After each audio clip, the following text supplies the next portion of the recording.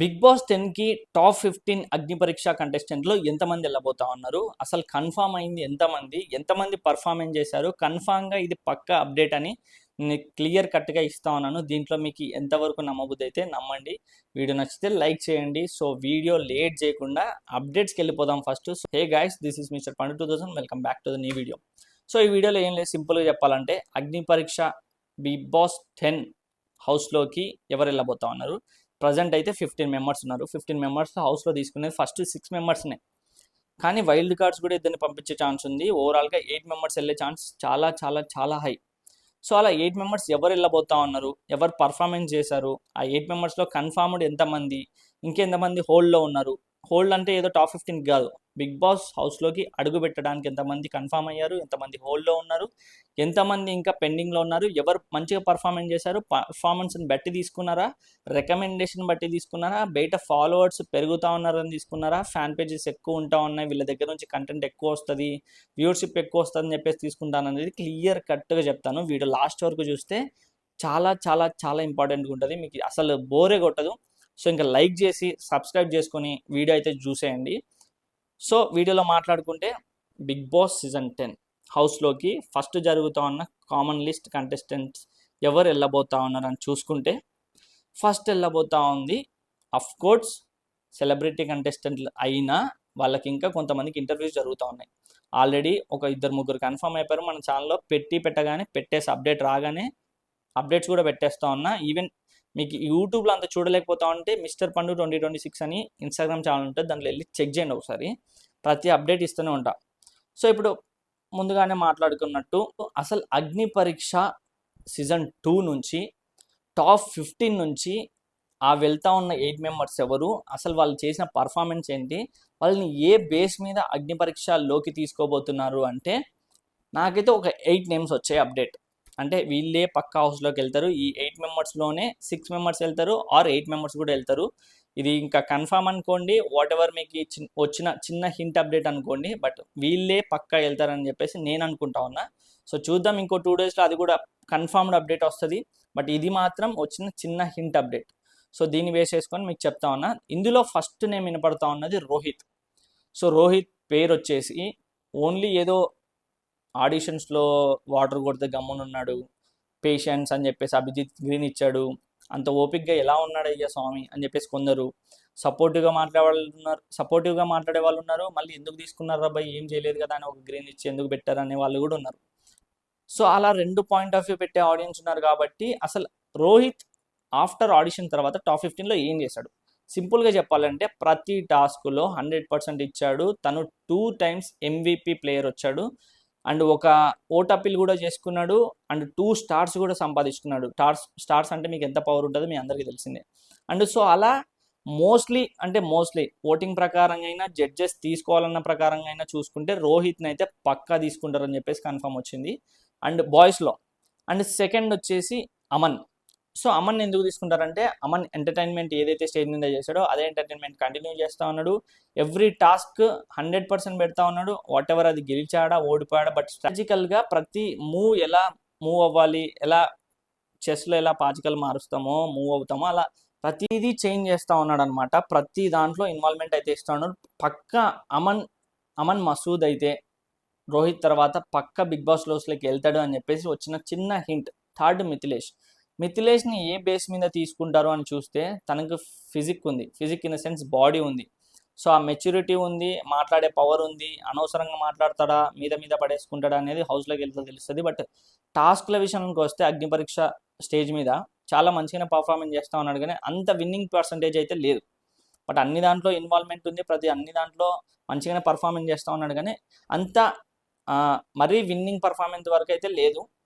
Just ఆడడం వరకు ఆడుతూ ఉన్నాడు, ఎఫర్ట్స్ పెట్టడం వరకు ఎఫర్ట్స్ పెడతా ఉన్నాడు. గెలవడం ఒక్కటే ఆట కాదు, లైక్ ఆడడం కూడా ఆటనే అని చెప్పేసి నిన్న ఒక కంటెస్టెంట్ చెప్తారు. సేమ్ డైలాగ్, అది అందరికీ వర్తు. గెలవడమే ఆట కాదు, ఆడడం కూడా ఆటనే. సో దానికి మిథిలేష్ని పక్కా తీసుకుంటారు, అతను కూడా ఒక మంచి టాలెంట్ ఉంది. సో అలా 3 మెంబర్స్ బాయ్స్. అండ్ 4th వచ్చేసి ఆర్జే చరణ్.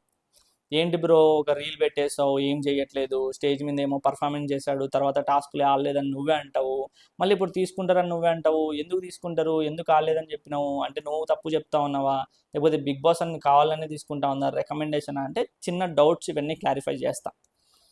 అసలు ఆర్జే చరణ్ అనే పర్సన్ ఫస్ట్ డే ఏదైతే స్టేజ్ మీద పర్ఫార్మెన్స్ చేశాడో అది ట్రూ, మన కళ్ళకు కనపడింది, మనం చూసాం, చాలా బాగా నచ్చింది. తనకి అసలు సోషల్ మీడియాలో అసలు ఫాలోవర్లే లేరనే సిచ్యువేషన్ నుంచి 60, 70, 80K వరకు ఫాలోవర్స్ పెరిగి అతని పేరు మీద ఫ్యాన్ పేజెస్ కూడా క్రియేట్ అయ్యాయి, చాలామంది మీద క్రియేట్ అయితే. సో అతని మీద కొంచెం ఫాస్ట్గా అయ్యాయి.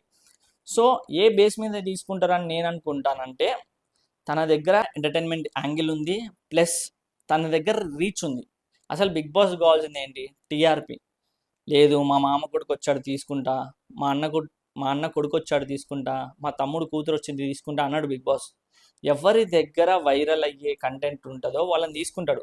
కోర్స్ స్టేజ్ మీద వచ్చిన తర్వాత కూడా ఇతను ఇంత రీచ్ అవుతా ఉన్నాడు అంటే టాస్క్లే ఆడలేదు, టాస్క్లు ఆడినా కూడా పర్ఫార్మెన్స్ లేదు, అంటే అంత బెటర్ పర్ఫార్మెన్స్, అంత ఇంకా విన్నింగ్ పర్ఫార్మెన్స్ అయితే ఆర్జే చరణ్ దగ్గర నుంచి మీరు ఎక్స్పెక్ట్ చేసినా కూడా రాదు. ఎపిసోడ్లో చూస్తే మీకు అర్థమవుతుంది ఆర్జే చరణ్ దగ్గర నుంచి పర్ఫార్మెన్స్ లేదు. Mark my words. So RJ Charan అనే పర్సన్ ఫస్ట్ డేకి ఇప్పుడు జరుగుతూ ఉన్న షూట్కి సంబంధం లేకుండా అయిపోతూ ఉంది. ఇదేదో నెగిటివ్ చేయాలని కాదు, సో అతని గేమ్ కనపడట్లేదు అక్కడ, అతని కంటే బెటర్ పర్ఫార్మెన్స్ ఇస్తూ తనని దాటుకొని వెళ్ళిపోతా ఉన్నారు. తను ఇంకా అక్కడే ఉన్నాడు, ఏదైతే ఫస్ట్ డే మనకి షూట్లో కనపడినాడో అక్కడే ఉన్నాడు. రీచ్ ఉంది, ఫాలోవర్స్ పెరుగుతూ ఉన్నారు, మంచి రెస్పాండ్ అయితే వస్తూ ఉంది తన దగ్గర నుంచి, అది కాదనట్లేదు. బట్ బిగ్ బాస్ హౌస్లో కావాల్సింది ఏంది, ఓన్లీ ఎంటర్టైన్మెంట్ కాదు, ఎంటర్టైన్మెంట్తో పాటు ప్రతి దాంట్లో ఇన్వాల్వ్ అవుతూ, ప్రతి దాంట్లో ఛాలెంజెస్ చేస్తూ, ప్రతి దాంట్లో మూవ్ ఆన్ అవుతూ ముందుకెళ్తూ దాన్ని సాధిస్తూ వెళ్తేనే అగ్ని పరీక్ష గెలిచి వెళ్తారు. బట్ అయినా కూడా తనని తీసుకోవడానికి కారణం ఏంటంటే ఓన్లీ ది రీచ్. తను ఉంటే కొంచెం ఆ రీచ్ అనేది వస్తుంది, ఆ రీచ్ వల్ల కొంచెం పాసిబుల్ అవుతుంది అని చెప్పేసి అలా ఆర్జే చరణ్ని కూడా తీసుకునే chance very very very high. So ఇలా 4 బాయ్స్ అయిపోయారు. ఇంకా 4 గర్ల్స్ విషయానికి వస్తే గర్ల్స్లో ఫస్ట్ అండ్ షుడ్గా మాట్లాడుకోవాల్సింది రాజకుమారి దయానా. సో ఈవిడ కన్ఫామ్గా ఉంటుంది, ఒక స్టార్ గెలుచుకుంది, పర్ఫార్మెన్స్ చింపేస్తూ ఉంది, ఆవిడ జర్నీతో ఎమోషనల్గా ఏడిపించేసింది, అందరికీ కనెక్ట్ అయిపోయింది. ఈవిడ కూడా ఒక సోషల్ మీడియాలో చాలా రీచ్కి వెళ్తా ఉంది, చాలా కనెక్ట్ అయిపోతూ ఉంది. సో ఇలా కనెక్ట్ అవ్వడం వల్ల ఏమవుతుందంటే బిగ్ బాస్ చాలా అబ్జర్వ్ చేస్తుంది వీళ్ళని, స్టేజ్ మీదనే కాదు, స్టేజ్ వెనకాల వీళ్ళ మీద జరుగుతూ ఉన్న కామెంట్స్ కావచ్చు, వీళ్ళ మీద చూపిస్తూ ఉన్న ప్రేమ కావచ్చు, వీళ్ళ మీద వెళ్తా ఉన్న రీచ్ కావచ్చు, ఎవ్రీథింగ్ చెక్ చేసి బిగ్ బాస్ ఒక అబ్జర్వేషన్లో పెట్టుకుంటుంది వీళ్ళందరినీ, ఎవరిని తీసుకోవాలనుకుంటుంది, ఎవరిని తీసుకోకూడదు అనుకుంటుంది, బయట ఉన్న రీచ్ను బట్టి కూడా బిగ్ బాస్ డిసైడ్ అవుతుంది.